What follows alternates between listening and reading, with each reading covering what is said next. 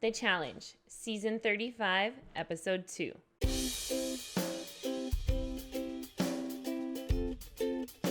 It's Jane, and welcome back to Jane's Reality.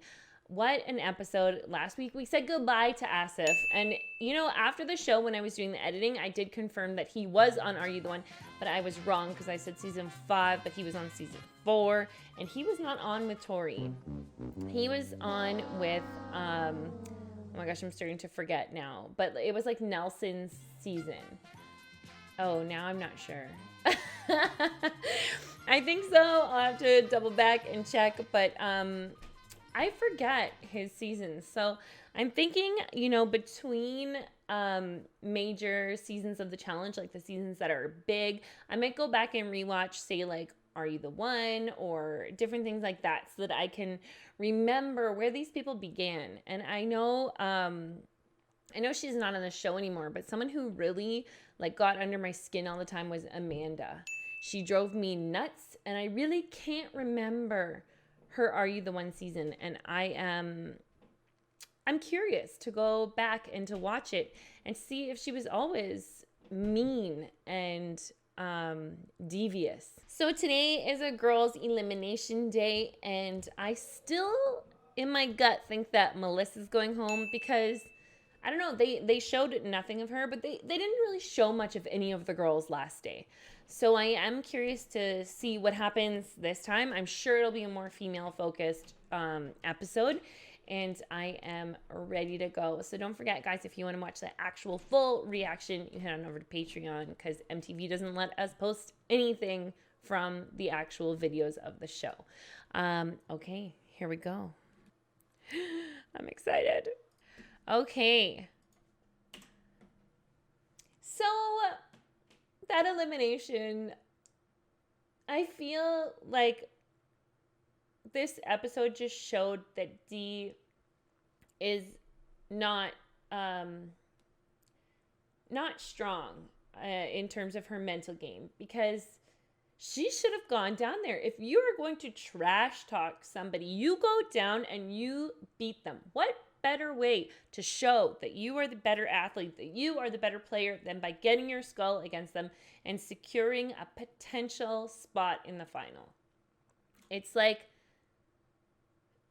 looking at Jen's upper body, you could tell that she wouldn't have been able to swing those, even if she used her legs. Like, her legs are like teeny tiny, right? Like, especially when Jenny was standing next to her. Damn. But she had the opportunity to get the first skull, and Jenny even said, I wouldn't have been mad at her if she went down. It just makes sense. Now,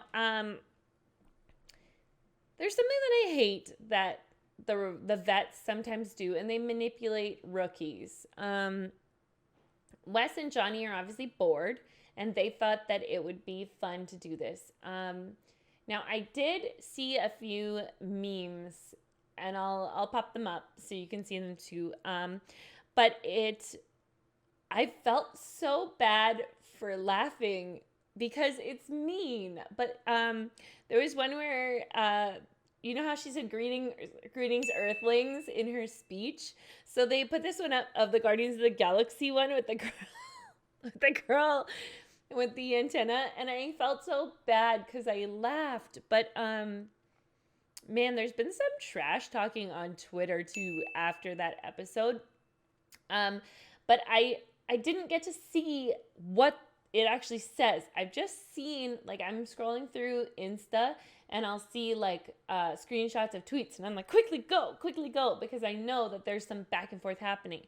Now, from the previews for the episode where I've seen, the episode coming up tonight, it was, set up that I thought maybe Anissa was going in. Because I saw lots of pictures of Anissa, and I kept trying to, not see any spoilers. But I did not anticipate it would be Jenny. Man, that's pretty crazy. And now, what's the play against Dee? It would obviously be to not put her into an elimination, right? Keep her around as long as possible, because then she can't run a final. You don't want to give her someone she can beat. Now, there are still some, and I use the term weak, but I don't mean it in the way that it sounds. There are some, we'll say, not as strong players compared to some other athletes out there. Now, Tori could take out Ashley. She could take out Nani. She could take out, I don't know. There's just different players she could take out. There was one thing, too, that I didn't quite get in the tribunal. So it was Corey, Dee, and Swaggy. Now, Swaggy was like, I'm just trying to protect my girl. Wouldn't you want your girl in there against the obviously not as experienced player and like physically seemingly weaker player? Like, wouldn't you want your fiance or wife or whatever she is, wouldn't you want her against that girl? Like, it didn't make sense to me. It should have been like, I would have been all about volunteering if that was me. I don't know if I would win because I'm obviously not in the shape that I was when I actually did do sports. But I mean, mentally, you know, the shape that I believe I am in, even though I'm not, and everybody watching believes that they're in, you know, you can assume that you'll beat certain players. And Jen was just the easiest. And Jenny, really, if Jenny gets to the finals, nobody's stopping her. Male, female, nobody. She will outrun. She will outthink. She will outsmart. She will, like, she doesn't have an Achilles heel. And there's something kind of amazing about that. But we know that she is beatable because Tori did beat her in the hall brawl. But I think just Jenny, okay, so she does have an Achilles heel, actually, I take it back. Her Achilles heel is that she is kind-hearted. So I don't think she ever wants to hurt anybody. And so that's why the hall brawl, it was game over, because Tori will hurt somebody. She doesn't mind. She'll step over you. But it was, I don't know, it was just frustrating that they didn't seize the opportunity to get somebody else in. Now, somebody who basically didn't exist this episode, Nani. Why wasn't Nani campaigning to get in? This might be her only opportunity. Why wasn't Kayla campaigning to get in? I just, like, I don't see where they're going yet with their plan. It doesn't make sense. Now, CT did pipe up and say, nobody's going to put me in. And you know what? He's right. So in order for him to get in, the great thing is that he needs to get into a tribunal. He can put himself in. And that's beautiful because nobody's going to put him in. Nobody's going to want to go against him. He is a freight train, man. And when he's barreling down on you, that's it. It's like his record is unbelievable. So I want to see CT get into a tribunal so that he can put himself in and he can go against whoever he so desires, like whoever happens to be voted in by the House. What else happened? So how did the episode begin? Oh, the helicopter thing. Okay, Jordan is such a sore loser. It's one thing that I think if he could just let it go and congratulate the people that did well. And even ask them, hey, how did you get it all 9 times? Or how did you do this? Like, learn from your mistake. It's so disheartening to see that, especially with how many challenges he's been in. And his age, like, man, at this age, you gotta realize you can gain so much from other people's successes. You can learn from them. Hey, what path did you take to get there? And guess what? That makes it easier the next time. What if something like this happens again? Jordan was too busy being a sourpuss instead of learning. Like, and what it was Corey got a mark and he called the mark. And each time that made it hit. And it's like, Jordan, man, you could have got something out of that. And instead you were a punk. What else? Okay, so the first part of that, Yeah, Jen proved that she was weak. She was going like this behind Josh. She's lucky she got Josh and she didn't have a partner like Jordan or someone else who would yell at her. Like if Zach was there and she was on Zach's team, I can't even imagine. Or Ninja. Remember how crazy Ninja was? I gotta say, the people that are missing from this season that are toxic, it's really nice that they're not there. The toxic people, Polly, it's Kara now, Ninja, um, Amanda, and Ashley is there, but she's another toxic one, and Shane is toxic too. So the fact that those guys are not there is like, well, other than Ashley, but I don't imagine she'll be there that much longer. I just think it's a nicer season. And okay, so with Ashley, you can hear when she says things that just make my eyes want to roll to the back of my head. Like I'm so annoyed. When they were doing it, she's like, I should just quit or something, like, I can't carry this. It's just she just is rooted in her ways. And it's so crazy that her and Jordan don't get along because they are the same. They're just unreasonable when it comes to listening to other people. And they both have themselves really high up on a pedestal. Now, Jordan has proven himself over and over and over, right? He knows that he's a doink and he owns it. I can't remember his first season. So I don't know when it was or what it was or who his partner was or if it was even partners. I can't remember much about it. But I do know that Ashley, like, I couldn't remember this. And actually, I have someone on Patreon who talked to me about it, William. And he said, do you remember in Ashley's season of The Real World, she was kicked out? And I forgot about that. Like, I want to go back and rewatch that season because I really can't remember it.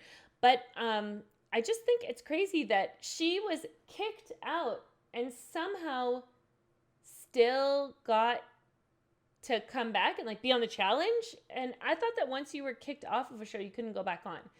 But who knows? Okay, let's talk about what would a perfect challenge look like to you? Who would the females be and who would the males be?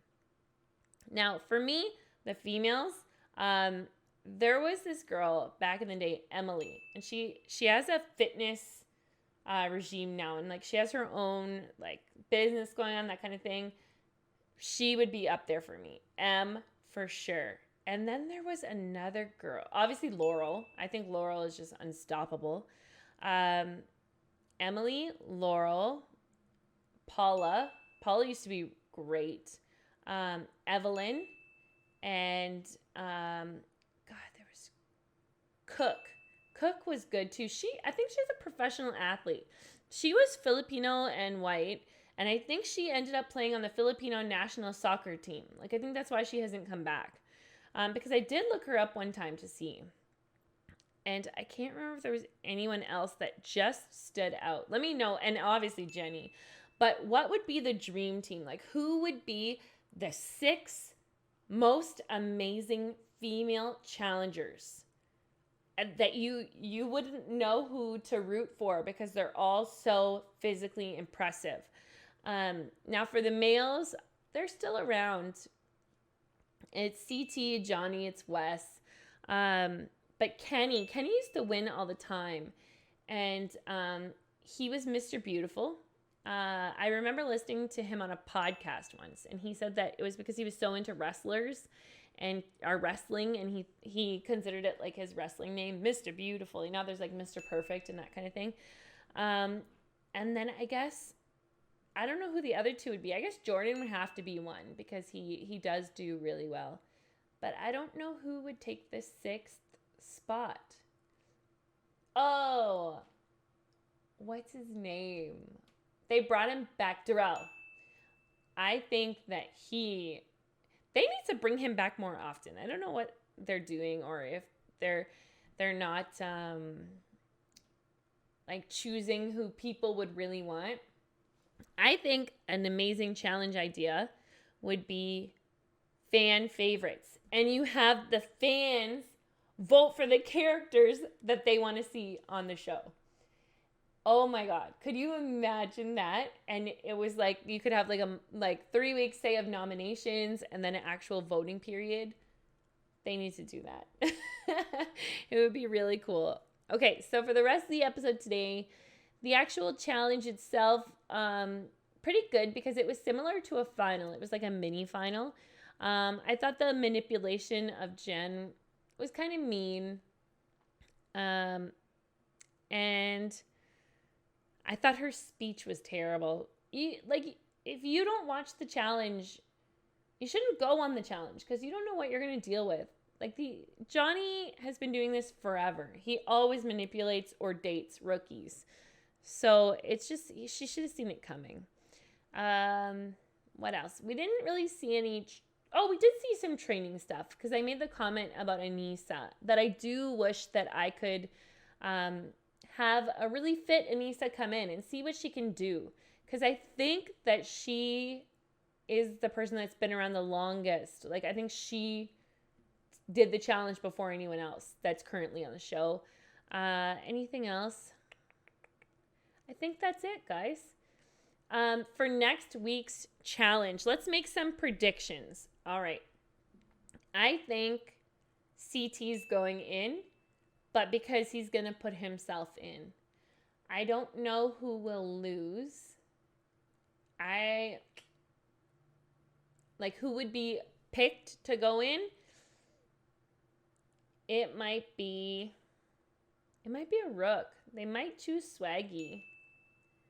I'm not sure. Oh, before we go, guys, I'm going to talk about Nelson and Corey. Aren't they best friends? I want to see them interact. Do they have a deal? What's going on? Why are there no interviews of them together? What's going on? Are they still besties also with Hunter? I want to see what's happening there. And I think that's it. Yeah. I'm very excited to see next week. I want Rogan to go. I can't stand Rogan.